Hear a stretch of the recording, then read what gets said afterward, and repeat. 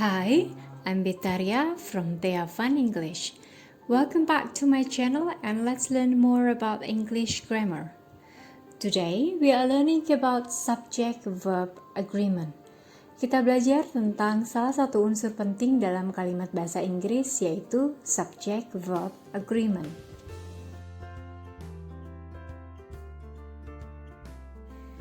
Before getting started, don't forget to hit the subscribe button to get more learning materials from this channel. To support me, jangan lupa subscribe dan nyalakan loncengnya ya. To start with, let's find out what subject-verb agreement is. Apa sih subject-verb agreement itu?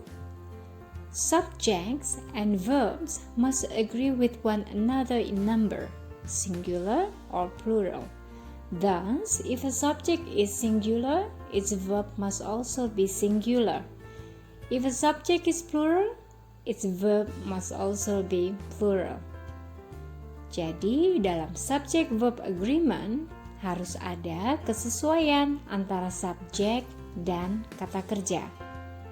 Subject and verb harus sesuai, harus match, cocok.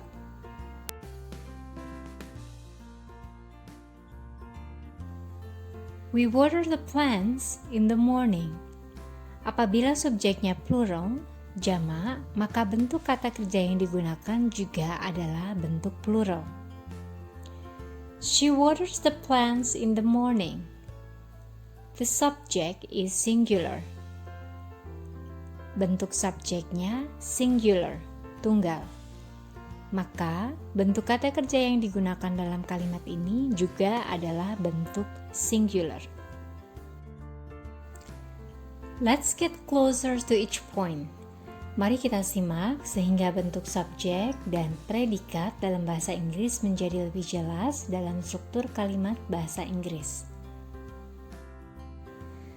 Biasanya untuk subjek plural kita tambahkan s pada subjek tersebut.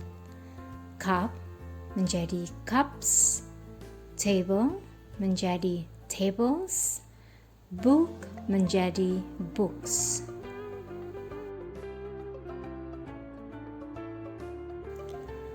As I mentioned earlier, biasanya untuk subjek plural kita tambahkan s pada subjek tersebut.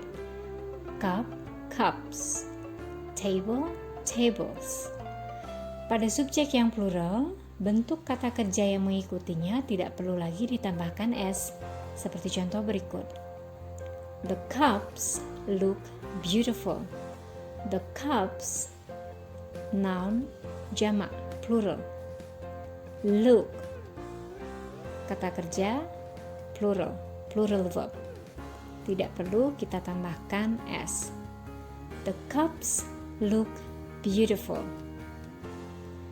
Pada subjek yang singular, tunggal, kita tidak menambahkan s pada subjek tersebut. The cup, singular. Tetapi bentuk kata kerja yang mengikutinya perlu mendapat tambahan s. The cup looks beautiful. The cup, bentuk singular. Looks adalah singular verb. Kita tambahkan s. So, in present tense, noun and verb agree in opposite way. Opposite berkebalikan. Apabila subjeknya plural mendapatkan imbuhan s, maka kata kerja yang mengikuti tidak perlu mendapatkan tambahan s. Apabila bentuk subjeknya singular, tidak ada tambahan s, maka bentuk kata kerja yang mengikutinya mendapatkan s. Let's have more examples. The student reads books. The student, singular subject. It needs singular verb. Kita tambahkan s pada kata kerjanya. The student reads books. The students read books. The students, plural subject, membutuhkan plural verb. kata kerjanya tidak mendapatkan tambahan S. The students read books. Satu contoh lagi ya. The cup looks beautiful. The cup, singular. Looks, singular verb. The cup looks. Kita tambahkan S pada kata kerjanya. The cups look beautiful. The cups, plural, subject. Look, plural verb. Kita tambahkan S pada subjeknya. The cups look beautiful. Untuk subjek he, she, it, kita tambahkan singular verb. Catatan khusus I and you, perlu diingat, subjek ini memerlukan plural verb. Sehingga I, we, they, you plus plural verb.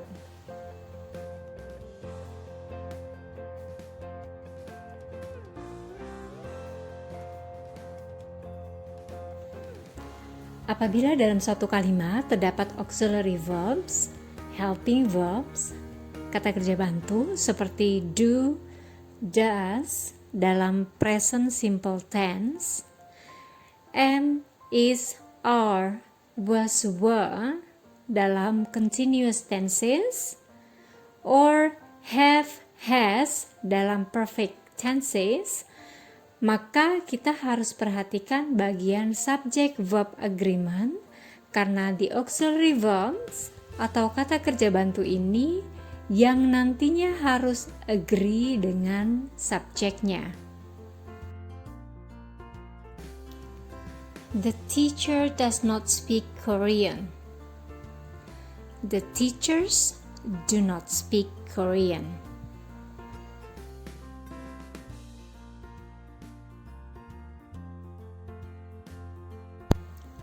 She is dancing at the party. I am dancing at the party. They are dancing at the party.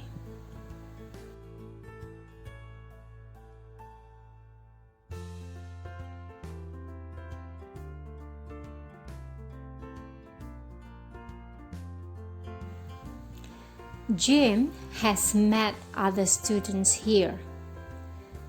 Jim and Jenny have met other students here. She has met other students here.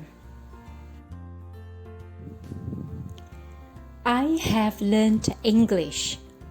She has arranged the schedule.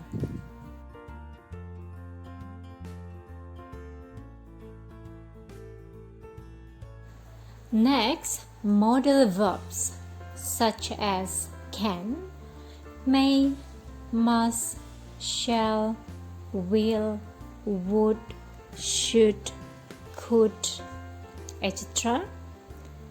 They are also auxiliary verbs. They help the main verbs in the sentence. The verb following the modal verb is always in the zero infinitive.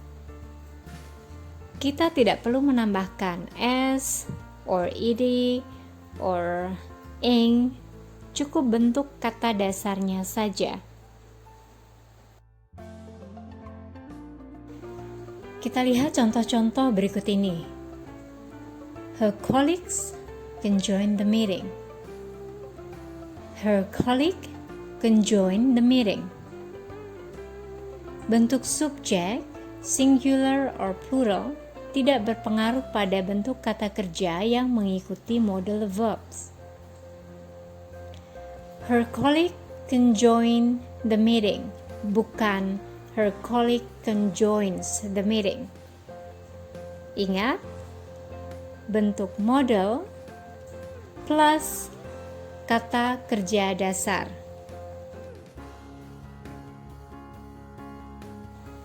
Oke, satu contoh lagi untuk model verb. The student will visit the museum. The students will visit the museum. The student will visit the museum. Bukan the student will visit the museum. Model plus kata kerja dasar.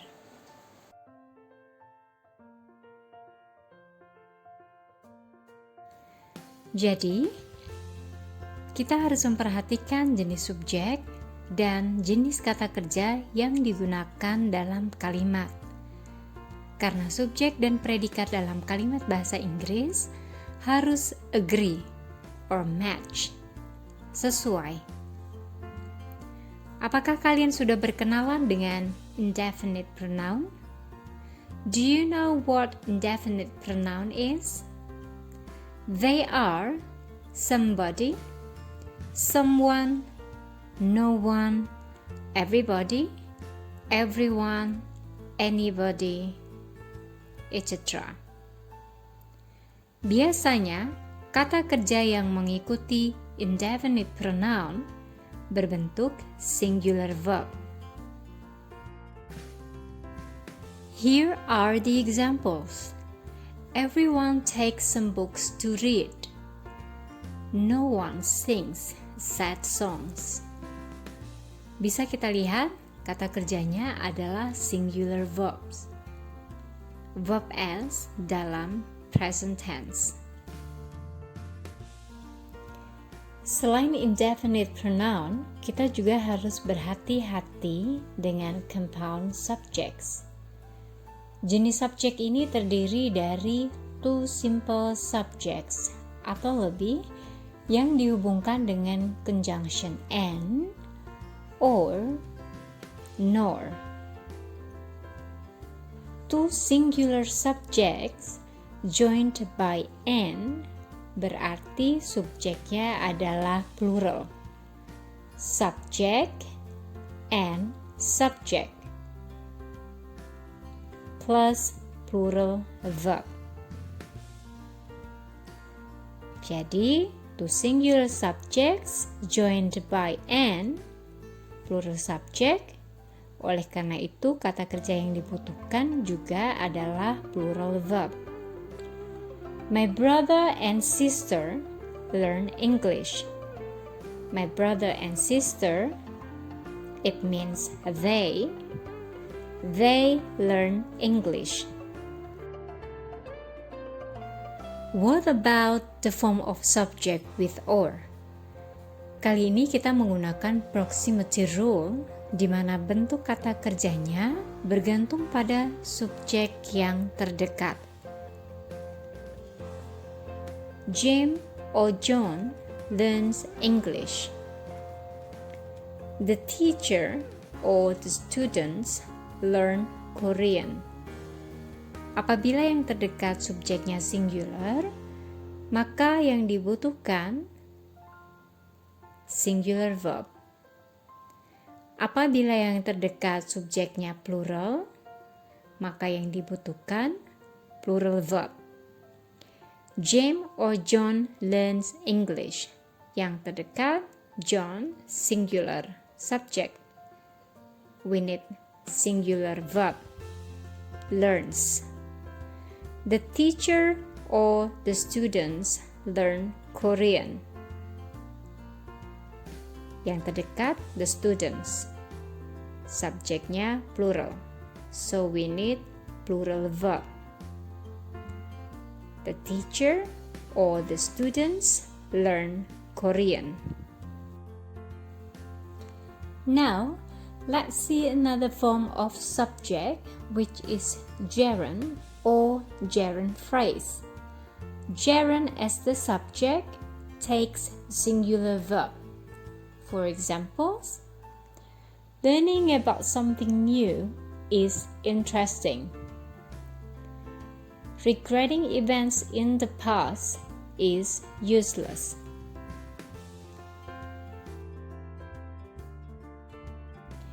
Tetapi apabila ada conjunction and yang menghubungkan dua atau lebih bentuk gerund, maka subjeknya berbentuk jamak dan memerlukan plural verb. Learning about something new and getting new friends are amazing things to have. Ada dua bentuk gerund, yaitu learning and getting. Dua bentuk gerund berupa aktivitas yang menurut saya luar biasa. Learning about something new and getting new friends. Besides gerund, we also have to infinitive for subject. To infinitive as the subject takes singular verb. For examples, to give advice is easy. To follow the rules is appropriate. Tetapi apabila ada conjunction and yang menghubungkan dua atau lebih bentuk to infinitive, maka subjeknya berbentuk jamak dan memerlukan plural verb. To watch movie and to eat healthy foods are my favorites. Ada dua bentuk to infinitive berupa aktivitas. To watch movie and to eat healthy foods. Last but not least, we have group nouns, which sometimes confusing to use in a sentence. Group of nouns refer to single nouns which actually refer to group of things or people, such as crew, family, group, team, committee, company, government, and so on and so forth. They can be either singular or plural depending on the meaning of a sentence. Jadi, group nouns bisa berbentuk singular or plural sesuai dengan makna dalam suatu kalimat. Makna group nouns meliputi yang pertama, makna yang menggambarkan individu-individu yang ada di dalam kelompok. Karena lebih dari satu berarti jamak, plural. Yang kedua, makna yang menggambarkan satu kelompok sebagai satu kesatuan, sehingga maknanya berarti singular. They can be a little tricky, right? Let's see the following examples. The government is very strict. Jadi ini mengacu pada singular unit, singular noun. Bentuk ini mengacu pada government sebagai satu kesatuan, sehingga membutuhkan singular verb. The government are always changing their minds. The members or people in the government, plural form. It means plural or more than one. So we need plural verb. Here we are at the end of this session. Silakan perhatikan kembali bentuk-bentuk subjek dan kata kerja dalam subject and verb agreement yang baru saja kita bahas. Kenali pola-pola ini sehingga kalian dapat mengidentifikasi apakah subjek dan kata kerja dalam kalimat sudah agree or match, sesuai atau belum. Please take a minute to read these sentences. Silakan kalian baca dan perhatikan sekali lagi. We water the plants in the morning. The cup looks beautiful. Everyone takes some books to read. The teacher does not speak Korean. My brother and sister learn English. The teacher or the students learn Korean. The student will visit the museum. Jim has met other students here. Learning about something new is interesting. To watch movie and to eat healthy foods are my favorites. The government is very strict. Thank you so much for watching and learning with me. Semoga tayangan ini bermanfaat. Jangan lupa subscribe dan nyalakan loncengnya. I'll see you soon. Stay safe and healthy, good people. Thank you.